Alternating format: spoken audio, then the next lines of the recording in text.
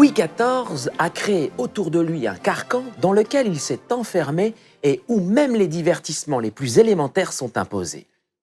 En 1686, alors qu'il vient de se faire enlever une fistule anale qui le faisait terriblement souffrir, la fameuse grande opération, il ne peut se rendre aux soirées d'appartement. La dauphine, sa bru, le voyant trop souffrir, refuse elle aussi de s'y rendre. Elle s'entend alors répondre sévèrement par un roi impérieux « Madame, je veux qu'il y ait appartement et que vous y dansiez. Nous ne sommes pas comme les particuliers, nous nous devons tout entier au public.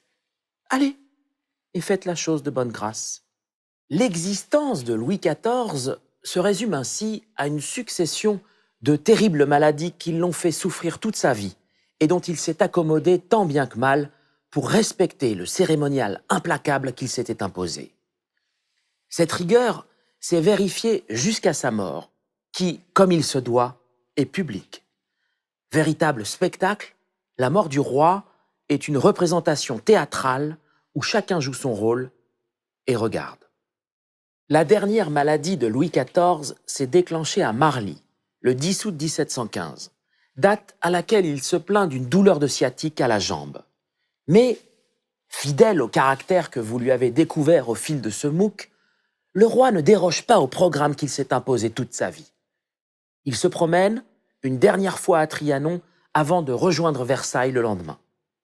Rapidement, le mal augmente et le souverain ne quitte plus le château. Il n'entend pas pour autant modifier son emploi du temps, même s'il écoute la messe dans son lit et qu'il continue à prendre ses repas en public. La situation est clairement identifiée comme critique à partir du 24 août et, dès le lendemain, il ne quitte plus son lit. Les médecins s'interrogent beaucoup sur cette maladie qu'ils ne comprennent pas. Il s'agit en fait d'une gangrène dont ils n'ont pas pris la mesure. Ils envisagent un temps une amputation de la jambe, mais le mal a trop progressé et il serait inutile de faire trop souffrir le roi, alors que l'issue fatale est déjà certaine.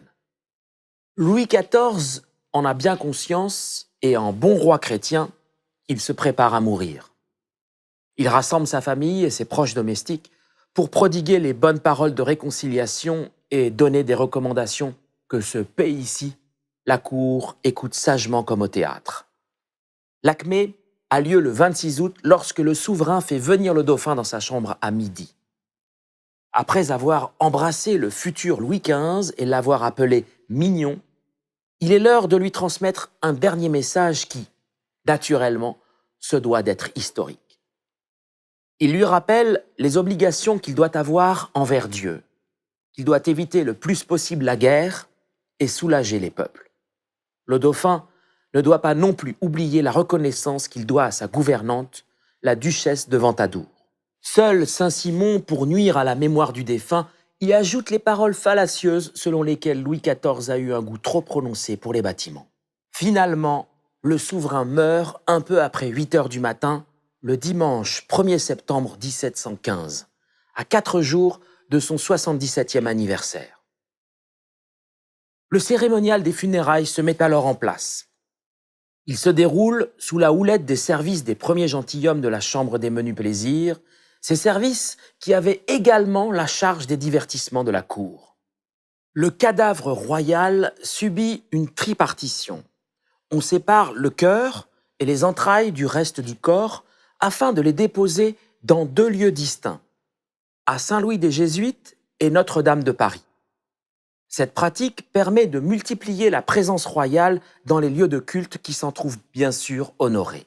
Autopsié et embaumé, le corps est exposé dans une chambre de parade à Versailles. Mis dans un cercueil de plomb, il y reste du 2 au 9 septembre avant d'être transporté à la basilique de Saint-Denis, nécropole des rois de France. Le cercueil, sous un catafalque, reste présenté jusqu'à l'enterrement le 23 octobre suivant. Tout le décor qui entoure la pompe funèbre depuis Versailles jusqu'à Saint-Denis, richement ouvragé, a été confectionné par les mêmes ouvriers que ceux des fêtes du règne, n'hésitant pas à utiliser des remplois, des grands divertissements. Sic transit gloria mundi. Ainsi, passe la gloire du monde.